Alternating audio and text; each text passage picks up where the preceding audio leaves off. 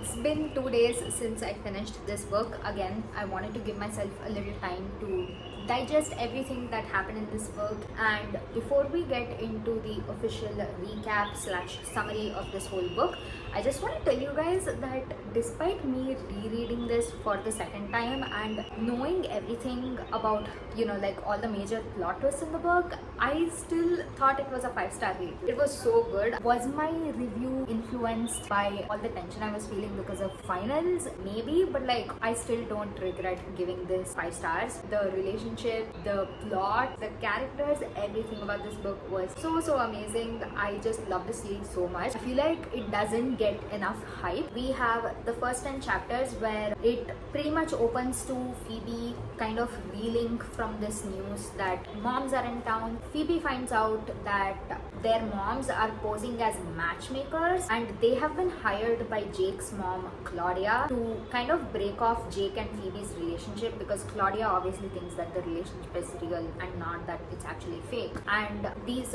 matchmakers are kind of in charge of helping break off this relationship and instigate a relationship between Phoebe and Rocky, who in this book had been posing as divorcees. That's where it is, and Phoebe kind of just brushes them off and goes away, and she runs into Jake and tells him that, listen, I want to break off this fake relationship because I'm finally with Rocky. And Jake begs her not to break off the relationship. So Phoebe is like, you know what, just tell Rocky, try to convince him. If Rocky is convinced, then I'll continue this fake relationship with you, otherwise I'm not. When he's on a phone call with Rocky, Phoebe jumps in as well and lets Rocky know that their moms are in town, and obviously this is huge news. Rocky is also kind of spiraling, and amidst all of this he tells Jake that there's no way you're gonna continue this fake relationship with Phoebe, break it off within the week. Haley is kind of doing a lot of research into the town Victoria, and she kind of ends up finding out that this town might actually have a significant connection to all of their past. The mom and the dad,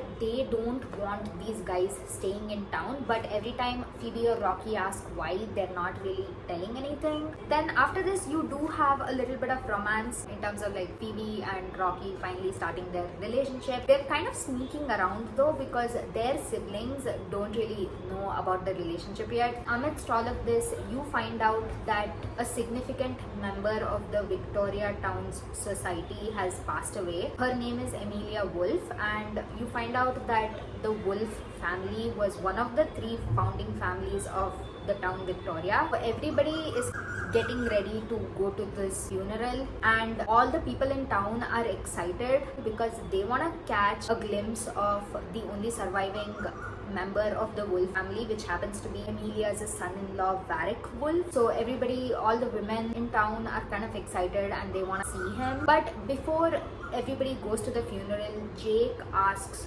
Rocky to meet him because he wants to try and convince Rocky to let him continue this fake relationship one last time. And Rocky and the rest of the gang decide that they're gonna wire Rocky with a microphone, hidden microphone, so that they can overhear the conversation. Rocky meets up with Jake, they're talking. Jake he ends up revealing that he knows that Phoebe is a con artist, and this obviously throws everybody for a loop. Rocky is kind of internally freaking out. He's like, how does he know this? And Rocky is like, why exactly do you suspect Phoebe of being a con artist?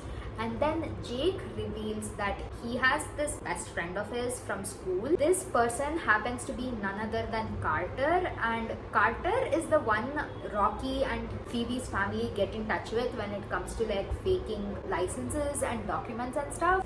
Rocky obviously had to come clean and reveal that they all are con artists. And then Jake, he's like, okay, well, why don't we guys come up with a plan to ensure that I become the heir to the Corning Waterford legacy? Because Jake is the youngest brother. He's not really in line to inherit all the fortune of the Waterford family, because if his mom Claudia dies, then the fortune is all gonna go to his eldest brother Trent, and Trent is kind of not the nicest person. So Jake kind of wants to take control of all the fortune, and he tells Rocky that, you know what, like we should work together. And so that's pretty much how chapter 10 ends. They are like, okay, let's bring everybody in, fully hash out the situation. There's 11 through 20. Chapter 11 immediately picks up right where chapter 10 left off. Phoebe, Haley, Trevor, Noah, Oliver, they all come into this meeting with Jake and Rocky, and Jake decides that he's gonna help them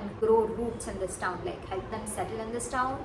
But in order for him to be able to do that, he obviously needs to have a lot of money, and this money is only gonna be in his hands when he becomes the heir to the Waterford legacy. And get these guys end up deciding that they're gonna pull a con to ensure that Jake ends up inheriting the legacy and the Koning fortune. Rocky finally agrees to let Jake and Phoebe fake date, because that's only how this con is gonna work. And there's also the fact that their parents are trying to like get in touch with them and have a face-to-face discussion about what's been going on. Siblings, they decide that they are gonna meet their parents at this like particular spot, and before the meeting, Phoebe and Rocky finally confess that they are in fact very much in love with each other and are in a relationship with each other. Phoebe and Rocky are the only ones who are going to this meeting. As soon as they meet the moms, the godmothers, Phoebe and Rocky immediately confront them and ask whether they are in fact their biological parents or not, and they finally admit that Trevor was adopted and he is in fact not her biological son. And then Rocky's dad comes in and they all sit down for dinner, where Phoebe and Rocky reveal that we are not here to con people. Specifically, Phoebe and Haley are not here to con people. They are actually living straight lives. The parents are flabbergasted. They're like, why would you even want to do that? But they're like, no, this is what we want to do. Like, we're not sure how long we're gonna be straight, but like, we don't want to con anymore, like, as of now. During this dinner, Rocky and Phoebe also have an ulterior motive, which is to conduct DNA samples so that they can actually do a proper test to see whether they're genetically related or not. In order to help with the con that these siblings are trying to pull with Jake, they kind of convince their parents to help them with this con by stating that all the people will be getting $1 million or something. And after the dinner, within these chapters, there's also a time jump of 3 months, because that's how long it takes for the results to come back. After this time jump, it's kind of like Phoebe and Rocky are still sneaking around, seeing each other, and then you find out that it's time for the annual hunt. And the hunt is kind of like basically a scavenger hunt that happens throughout town. The people who want to take part in this scavenger hunt, they essentially have to auction for these clue girls, pay money in order to get the clue girl and the clue. Phoebe and Haley are getting ready for that. During this auction that is happening, a surprise guest walks in, and this surprise participant happens to be none other than Varric Wolf, and everybody is shocked at seeing him because this is the first time he's shown his face to this society in a really long time. He's like constantly bidding for Phoebe. Rocky enters the bidding war against Varric Wolf and he ends up winning Phoebe. So now all this is to say that Varric Wolf finally makes his first appearance on page, and everybody is surprised by this. The main characters, they're also kind of figuring out like why he bid on Phoebe like that. You know, he's acting very like sus. And yeah, that's pretty much where we leave off. That's like what happens till halfway through the book. And then now we have chapters 21 through 30. Chapters 21 through 30 has a lot of plot twists. Chapter 21 literally starts off with the hunt, and now whatever was up with the whole Varric situation. Phoebe is worried, so is Rocky, and after this you finally meet Trent Waterford, Jake's older brother. Rocky, he has to pretend to like him because it's part of the con. Rocky is becoming best friends with Trent and isolating him. Hopefully eventually will get Trent into enough trouble that his mom Claudia will kick Trent out of the will. And then after this you see a little bit more of Haley and Jake, and Phoebe kind of starts suspecting that something might be going on between these two. It's finally time for the DNA results, which have been released and sent to Haley, and the DNA results are pretty shocking. The good news is that Phoebe, Oliver and Noah are in fact triplets, and their mom Elizabeth actually happens to be their biological mom. The bad news is that Rocky, Haley and Trevor are not siblings. They are not at all related to each other. Addison, their mom, is also not their biological mom. The core six end up realizing that Addison and Elizabeth lied to them again, and then Haley gets really sick. But amidst all of this, she reveals that the Wolf family had a long string of deaths. Now that Varric is the only living person alive, and technically who's not even a blood relation, he sets to inherit the entirety of the Wolf fortune. They kind of start wondering whether Varric is also a con artist or like what. Haley insinuates that there are chances that Rocky, Haley and Trevor might have ties to this town in some way, because the string of murders that happened in the Wolf family, they all happened in 1986, and Phoebe realizes that Rocky was born in 1986. In the current year that the story is taking place, he's turning 26 years old, which brings us to a shocking fact that I didn't realize reading this book the first time around, that this story takes place in 2012, you guys. Like, I didn't realize it. I thought this story was like taking place in 2026 or something. So they are wondering if Rocky is somehow connected to the Wolf family or what, like what could be going on. Amidst all this discussion, they find out that Varric Wolf is stalking them. Immediate panic and then get into the car and get out. On Rocky's side, he has become best buds with Trent, but now the aim is to bring Trent's reputation down so that he gets disinherited. While Rocky might not suspect anything going on between Haley and Jake, he does unfortunately end up finding out that Haley and Oliver are in kind of like the friends with benefits situation, and he is mad because Haley is his sister, and he is shocked to find out that these two have been in hoots together since their teenage years. Rocky like gets into conversation with Oliver and tries to figure out like what is going on, and it becomes immediately apparent that Haley is not like a relationship person. She's just doing it for the physical stuff. Oliver is very much like in love with Haley, even though he doesn't say he is, and Oliver also ends up revealing that Haley has this casual thing going on with Jake as well. Very surprising, very shocking. Rocky is like a rock to the core by this. That's pretty much how that ends. Very shocking. I hope you guys are able to keep up with the plot twists. We are at the last stretch. We are now covering chapters 31 through 40. In chapters 31 through 40, Haley finally reveals to Phoebe that she has been in cahoots with Oliver and Jake. And then there's just like spicy stuff between Phoebe and Rocky, which I'm just gonna brush over. Now, Rocky ends up sharing this hypothesis that he has that Varric Wolf could be his dad. Now, all the siblings are having another meeting, and they are figuring out how to do the final phase of the con, which is to get like blackmail on Claudia Waterford. So they are coming up with these like multiple plans on how they can go about achieving that. And then Arthur, he does a little bit of digging and finds out for certain that Varric Wolf is a grifter. And then finally the con starts. Phoebe ends up doing the con perfectly well.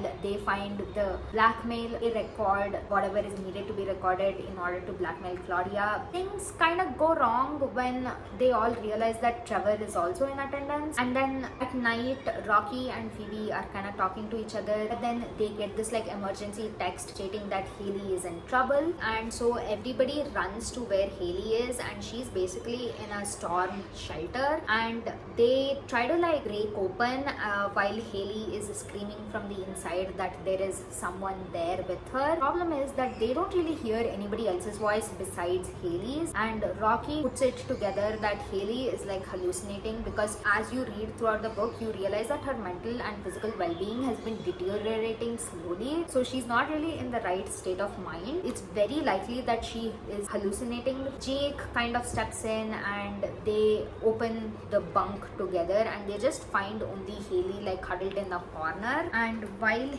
Haley is having like this mental breakdown, Rocky, obviously seeing the state that his sister is in, he gets mad and he decides that he's gonna like call the godmothers and the godfather to get them to finally tell the truth. And Haley ends up revealing the little bit of information that she found out after her research, and that is the fact that, very shocking, it is the fact that Rocky, whose real name is Braden Tinrock, but actually Braden Tinrock is very much in fact Braden Wolf, the only real surviving member of the Wolf family. She ends up explaining how his dad, Christian Wolf, had married Josephine Wolf and they had 3 children, Evan, Griffith and Braden. I know, very big shocker. Like honestly, this like rocked me to my core when I read it for the first time. One of the best plot twists ever, hands down. Then after this, you get like Rocky's POV of finding this news, and like he is shattered, completely like angry and like devastated. And then finally the godmothers and the godfather step in and they see that Haley is in distress and they try to get to her, but Rocky immediately blocks their path and threatens them to speak up the truth, which is when they finally start revealing about how years ago they were in Victoria conning the Wolf family. Varric was also one of their accomplices, but Varric kind of went rogue during the con and he decided that he would try and kill off the Wolf family and end up taking their fortune. So what he did was he got married into the family. He knew that Christian Wolf and his family were going away on a road trip, and so what he did was he was driving in a car towards them, like right behind them, like chasing them. And what he basically did was he literally chased them off of the cliff or whatever and into the river, which is how that particular Wolf family passed away.